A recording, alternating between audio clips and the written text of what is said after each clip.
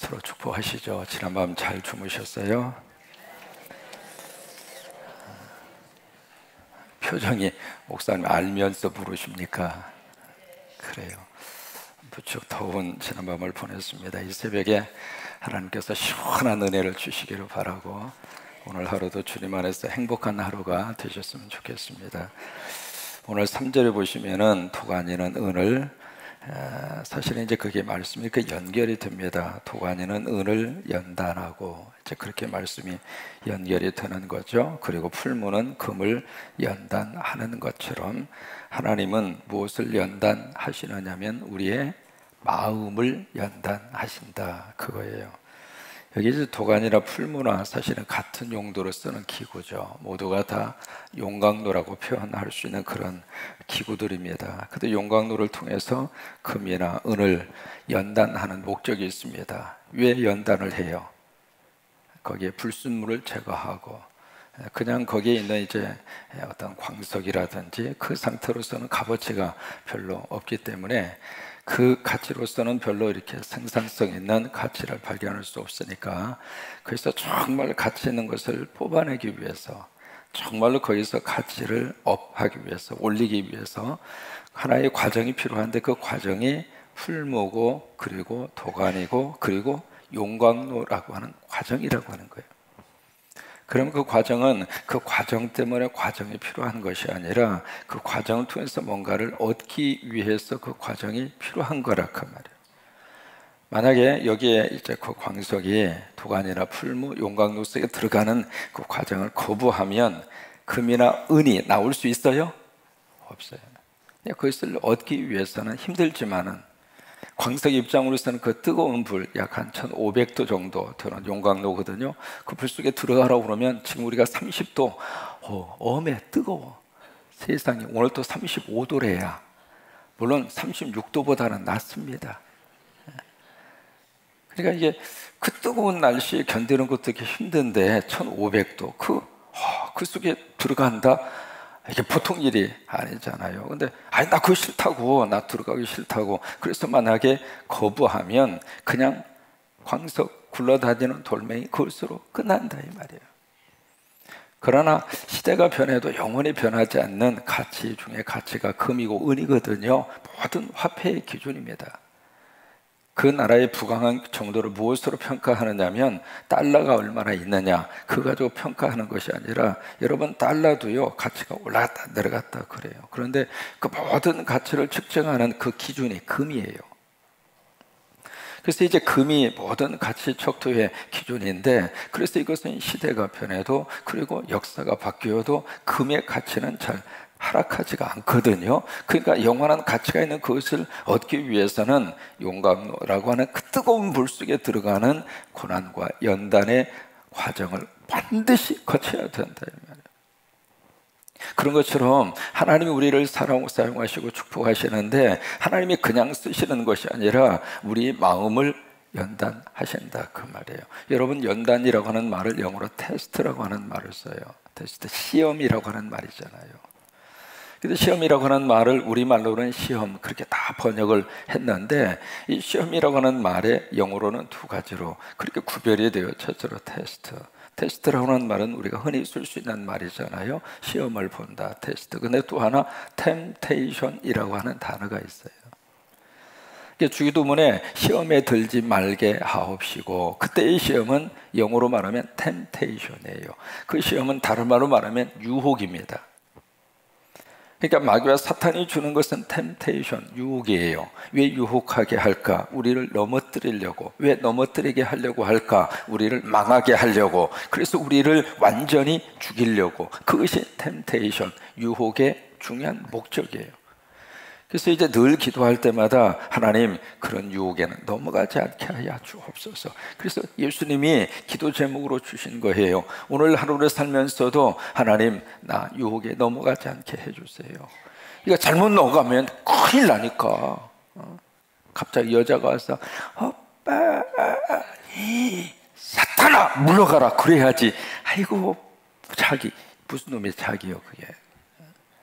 그럴 때에는 큰일 난다 이 말이에요. 템테이션은 어떤 일이 있어도 단칼에 그것을 물리쳐야 이길 수 있는 거예요. 왜? 이 템테이션, 유혹은 우리를 죽이는 길로 끌고 가는 거예요. 근데 테스트라고 하는 이 단어를 쓸 때에는 그 목적 자체가 틀려요. 괴롭히기 위해서 테스트를 하는 것이 아니라, 물론 테스트를 당하는 입장으로서는 괴롭다고 생각할지 모르지만 그 테스트의 목적은 살리기 위해서 그런 거예요. 이 단계에서 그 다음 단계로 올라가기 위해서. 그래서 테스트, 연단이라고 하는 것을 주시는 거예요. 그 테스트를 누가 주는가? 일반적으로 사람도 테스트를 하기도 하고, 환경이 우리를 테스트하기도 하고, 여러 가지 주변 여건이 우리를 테스트하기도 하고, 또 하나 성경에서 말하는 테스트의 출발은 하나님이었어요. 오늘 이제 말씀의 저기는 하나님, 여호와 하나님은 우리 마음을 연단하시느니라. 그러니까 하나님이 주시는 테스트, 그것을 이제 집중적으로 말씀을 하시고 있는 거예요. 신명기 8장 2절 성경에 그렇게 말씀하십니다. 내 하나님 여호와께서 이 40년 동안에 내게 광야길을 걷게 하신 거. 참 기가 막힌 표현입니다. 그 광야길을 누가 걷게 했는가? 하나님이 걷게 하신 거예요. 내가 잘못해서 광야길을 걷고 있는 게 아니에요. 어떻게 하다 보니까 잘못 길을 들어서서 광야길을 걸어간 것이 아니라 하나님이 걷게 하신 거예요. 여러분, 우리 삶 가운데 그런 케이스가 분명히 있습니다. 내가 선택한 것이 아니라 하나님이 그 길을 걷게 하시는 길이 있어요. 그것을 기억하라. 근데 그 1, 2년도 아니고 40년 동안 40년 동안을 그 백성, 여러분 그 백성 하나님이 사랑하지 않아서 광야길을 걷게 하셨을까? 아니에요. 그 백성 너무 사랑했어요. 얼마나 사랑했으면 애굽에서 그들을 끄집어낼 때 10가지의 재앙을 쏟아 부어서 애굽 사람들을 철저하게 완전히 꼼짝 못하도록 그렇게 하나님이 만드신 다음에 그 백성들을 놓아야 할 수밖에 없을 정도로 그렇게까지 그 백성을 사랑을 했거든요. 눈에 넣어도 아프지 않을 정도로. 하나님은 우리를 그렇게 사랑하셔요. 그 정도로 우리를 사랑하시는데 왜 하나님이 우리로 하여금 광야길을 걷게 하실까? 그것을 기억하라, 그렇게 말씀을 하시면서 그 다음에 그 이유를 설명을 하십니다. 이것은 너를 낮추시며 너를 시험하사. 그 시험이라고 하는 말을 거기서 쓰고 있습니다. 여기에 너를 낮추고 너를 테스트하고, 그 다음에 내 마음이 어떠한지, 그 마음의 상태가 지금 어떤 상태인지, 그러면서 그 명령을 지키는지 지키지 않는지를 알려 하심이라. 이것이 그들로 하여금 연단을 받게 하고 그들로 하여금 테스트를 받게 하신 하나님의 마음이라고 하는 것을 신명기 8장 2절에서 그렇게 설명을 하고 계세요. 그러면서 신명기 같은 8장 16절에 내 조상들도 알지 못하던 만나를 광야에서 내게 먹이셨나니 이는 다 너를 낮추시며 그 다음에 너를 시험하사. 시험이라고 하는 말을 한 번 더 쓰고 있습니다. 테스트라고 하는 말을 한 번 더 쓰는데 마침내 그 다음에 참 축복이에요. 마침내 내게 복을 주려 하심이라. 할렐루야. 그냥 우리를 테스트하시고 우리를 연단하시는 하나님의 마지막 목표는 마침내 복을 주려 하심이라. 따라서 말하실까요? 마침내. 크게 한번 해보실까요? 마침내. 이 단어할 때는 마침내 얼씨구 이렇게 나와야 정상이에요. 성경을 읽을 때 그렇게 읽어야 맛이 있어요. 마침내 한번 해보세요. 마침내. 마침내 내게 복을 주려 하심이라. 그게 연단의 목적이라고 하는 거예요. 여러분, 그것을 우리가 의심치 아니하고 꼭 붙들고 살면 힘든 과정을 이길 수 있습니다. 그렇지 않으면 힘든 연단의 과정 이겨낸다고 하는 것이 참 쉽지가 않습니다. 야고보서도 같은 말씀을 하시잖아요. 환난 중에도 즐거워하나니. 여러분, 환난 속에서 어떻게 즐거움이 나올 수 있겠습니까? 즐거울 수가 없잖아요. 그런데 환난 중에서도 즐거워하나니 환난은 인내를, 인내는 연단은 소망을 이루는 줄 알미라. 그러니까 환난의 마지막 파이널 데스티네이션, 마지막 목표 지점이 어디냐면 바로 소망이니까. 소망이 이루어지는 그 코스의 출발이 환난이니까. 그래서 환난 속에서도 기뻐하고 희망을 가질 수 있고 환난 속에서도 다시 한번 일어설 수 있는 용기가 생길 수 있다고 하는 거예요. 그래요. 연단의 마지막 목적은 우리에게 복을 주시기 위해서. 잠언 22장 4절에 같은 말씀을 우리에게 해주고 계세요. 겸손과 여호와를 경외함의 보상은. 그 겸손이 어디에서 오는가? 연단을 통해서 주어지는 거잖아요. 그 겸손과 하나님을 경외함의 보상. 이 새벽에 여러분 하나님 경외해서 오신 거잖아요. 그래서 새벽에 오시는 분들 보면 너무 감사해요. 이뻐! 너무 좋아. 새벽에 오시는 분들 보면 너무 감사해요. 자, 모두 다시 한번 축복하십니다. 예수님 짜리님, 아이고 만나서 행복합니다.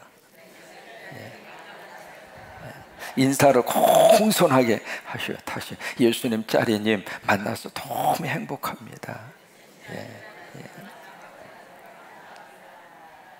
그냥 아니요, 예수님 짤이요. 여러분 모두는 하나님께서 너무 귀하게 사랑하고 너무 소중하게 생각하는 예수님 짤이에요. 예수님 짤. 그러니까 그 겸손이에요. 하나님을 경외하는 거예요. 거기에 대한 보상은 세 가지입니다. 재물과 영광과 생명이니라. 여기에 조그마한 강철이 있습니다. 이 강철을 그냥 내다가 팔면 5,000원 받아요. 근데 그 강철을 가지고 이렇게 말편자라고 해서 말 발에다가 이렇게 신겨주는 그 있잖아요. 쇠붙이 있잖아요. 그걸 편자라고 그러거든요. 그것을 만들어서 팔면은 10,000원을 벌어요. 근데 똑같은 것을 가지고 막 두들겨 패가지고 바늘을 만들잖아요. 바늘을 만들면 30만 원 벌어요. 근데 그것을 가지고 막 망치로 두들기고 막 도구를 통해서 면도칼을 만들어서 팔면 300만 원 벌어요. 근데 똑같은 강철을 가지고 시계 속에 들어가는 스프링이 있어요. 고급 스프링이 있는데 그 스프링을 만들어서 팔면은 얼마를 버느냐면 3,000만 원을 벌어요. 똑같은 강철인데 그 강철이 그냥 팔면 5,000원이고 그것을 스프링으로 만들어서 팔면 3,000만 원이고, 그런데 그 강철이 그 가치가 올라가기 위해서는 뭘 해야 되는가? 아픔이 있어야 돼요. 그 과정을 통해서 그 가치가 올라가는 거예요. 우리가 성경에서 만나는 인물들이 3만 명이 나옵니다. 성경에 기록된 인물의 숫자가 3만 명이 나오는데 그 3만 명 사람 가운데 요셉, 잘 기억 한번 해보세요. 요셉, 그리고 다니엘, 그리고 여호수아, 이 세 사람은 참 묘하게도 성경에 어디 가서 읽어보아도, 눈을 씻고 쳐다보아도 요셉과 다니엘과 여호수아에 대해서는 그들의 단점과 허물이 성경에 전혀 기록이 안 돼 있어요. 그렇다고 그 사람들이 완벽했는가? 그건 아니에요. 그 세 사람에 대해서는 성경이 어떤 단점과 그들의 약점과 그들의 허물에 대해서는 성경이 침묵하고 있어요. 다시 말해서 다 덮어주고 간다 이 말이에요. 왜 그랬을까? 이 세 사람의 특징이 있습니다. 모두가 다 광야 연단 코스를 다 겪었어요. 여러분, 요셉이라고 하는 사람은 노예라고 하는 광야 연단 코스 1, 2년이 아니잖아요. 감옥이라고 하는 광야 연단 코스, 그 코스, 그 테스트를 거친 거예요. 요셉은요. 다니엘이라고 하는 사람 젊었을 때 남의 나라에 포로로 끌려가서 거기서 참 말할 수 없는 그런 환경 속에서도 풀무풀 속에, 여러분 풀무풀 용광로잖아요. 그 속에 사람을 갖다 집어 던져버리기도 하고 굶주린 사자굴 속에 떨어지기도 하고, 이게 말이 그렇지 이게 쉬운 일이 아니잖아요. 그 광야 훈련 코스를 다니엘이 거친 거예요. 여러분, 여호수아도 마찬가지입니다. 모세의 시종이었잖아요. 모세의 옆에서 이렇게 비서실장 역할을 하던 사람이잖아요. 오랫동안 지도자로서의 광야 연단 코스를 여호수아가 거친 거예요. 그 코스를 거치면서 너무 하나님의 귀한 사람으로 이렇게 성장이 된 거예요. 그래서 그 세 사람은 성경에 그들의 허물이라든지 그들의 부족한 점들이 다 감추어진 거예요. 너무 좋은 하나님의 사람으로 금처럼 은처럼 너무 좋은 하나님의 그런 일꾼으로 그렇게 성장하게 된 거예요.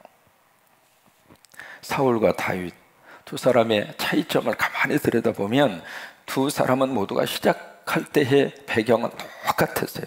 둘 다 겸손하게 시작했고, 둘 다 외모가 아주 출출하고, 둘 다 리더십이 뛰어났어요. 근데 어떻게 사울은 완전히 무너지고 다윗은 세워지고, 지금도 이스라엘 백성들은 데이빗 하면 와, 세상에 지금도 말이죠, 그들의 생각 속에는 다윗, 예루살렘이 지금 수도로 정한 지가 3000년이 지났어요.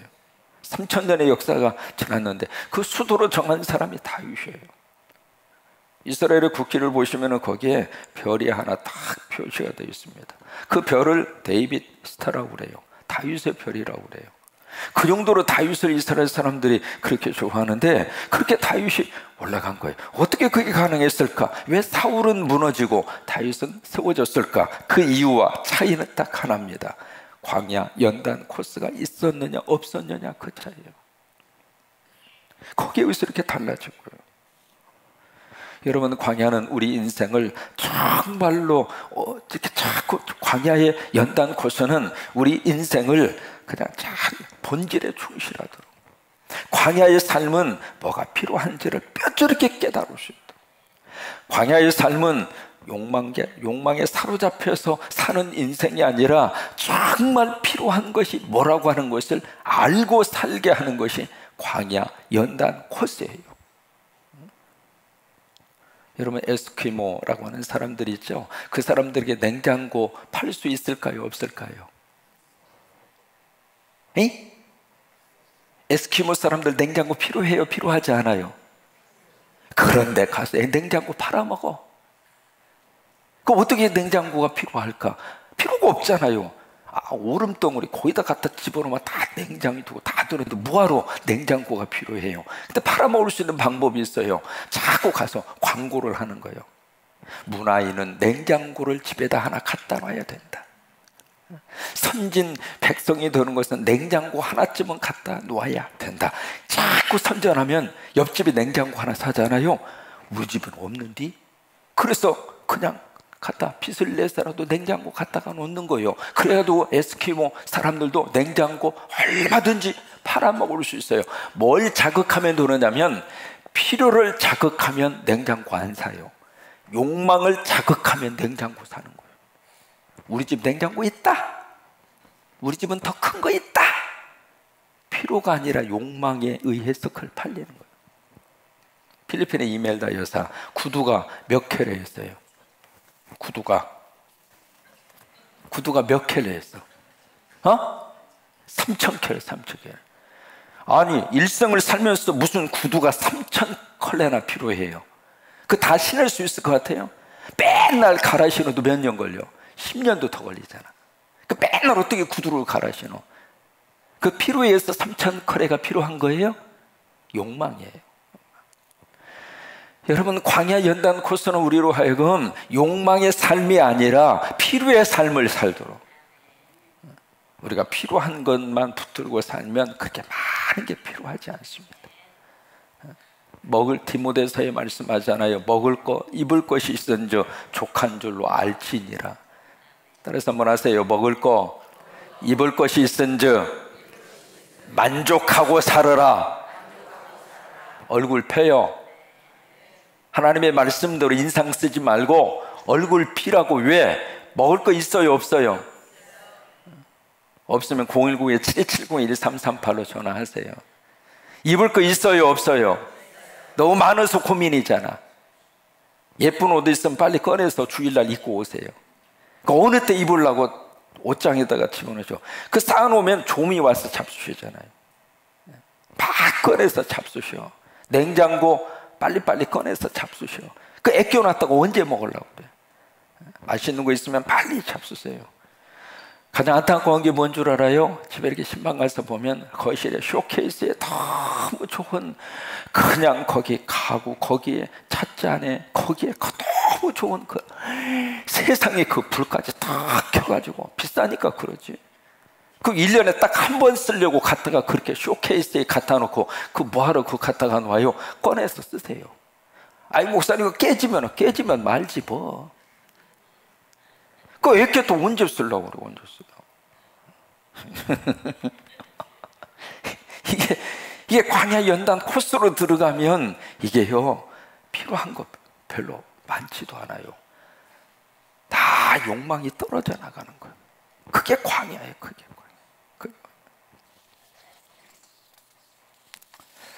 영국이 최고의 전성기를 누릴 때에 통치했던 사람이 엘리자베스 1세입니다. 엘리자베스 1세가 바로 해가 지지 않는 나라로 만든 사람이, 그 여왕이. 그때 그 여왕 이렇게 보니까, 사진을 보니까 미안해요, 얼굴은 별로예요. 난 엘리자베스 여왕에서 얼굴이 팍 뛰어나고 막 그런 줄 알았더니 직접 이렇게 사진 가서 보니까 미안해, 여기 있는 우리 성공학교 여자분들이 훨씬 나아요. 몸도 좀 그렇고 키도 좀 그렇고 얼굴도 한 번만 보고 두 번 안 봤어요. 그 정도의 얼굴이. 근데 그 엘리자베스 여왕이 말 그대로 해가 지지 않는 나라로 그렇게 만들 정도로 그런 그 영국을 전성기로 그렇게 올렸는데, 1644년, 올해는 1644년에 스페인의 무적 함대를 무력화시키고 대서양의 그 모든 대서양의 제해권을 딱 한 손에 장악을 해요. 그렇게 해서 영국을 해가 지지 않는 나라로 만들어낸 거예요. 근데 엘리자베스가 이렇게까지 돌 수 있었던 그 이유가 바로 뭔가, 광야 연단 코스를 거쳤어요. 그 여자가 보통 코스를 거친 분이 아닙니다. 생후 석 달 만에 어머니와 떨어져 살아요. 태어난 지 3개월 만에. 그리고 3살 때 그의 아버지 헨리 8세라고 하는 아주 이상한 사람이, 정신 상태가, 그 헨리 8세, 즉 아버지 그 8세가 어머니 엠볼린을 참수를 시켜요. 딸이 보는 앞에서. 그리고 어머니의 시녀인 제인 시무어라고 하는 그 시녀하고, 세상에 사람들이 다 보는 그 앞에서 어머니의 시녀인 제인 시무어하고 결혼을 해요. 그 아버지가. 세상에 남자 망신 다 시켰어, 이 사람이. 그리고 그것을 이제 어렸을 때부터 보면서 그 엘리자베스 1세가 얼마나 한 맺힌 인생을 살았는지. 그 다음에 그 이후에 피에 메리라고 불리우는 언니 메리가 왕으로 올라가요.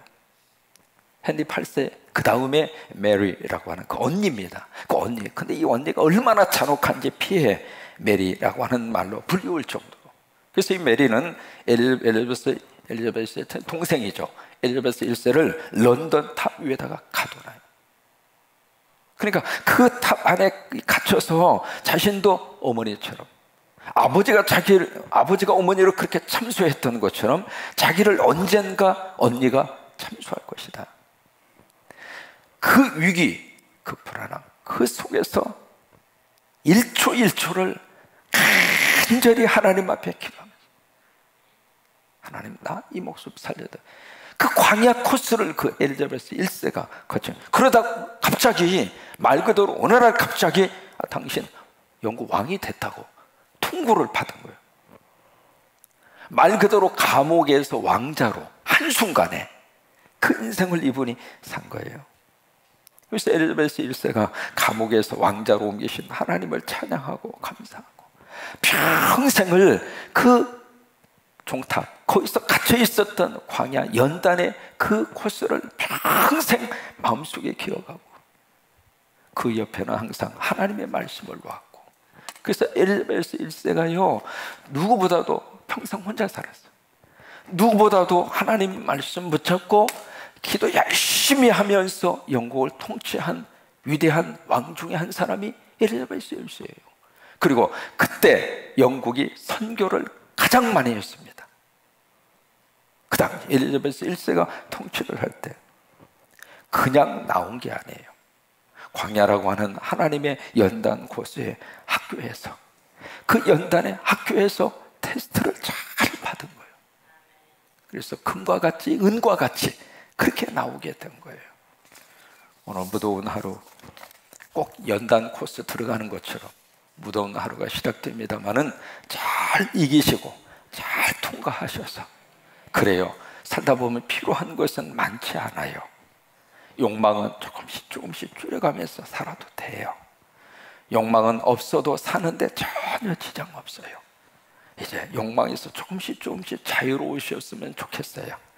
정말로 필요한 거 주신 것 감사하면서, 그러면서 오늘 하루도 하나님의 은혜 가운데 복되게 사시기를 주의 이름으로 축원합니다.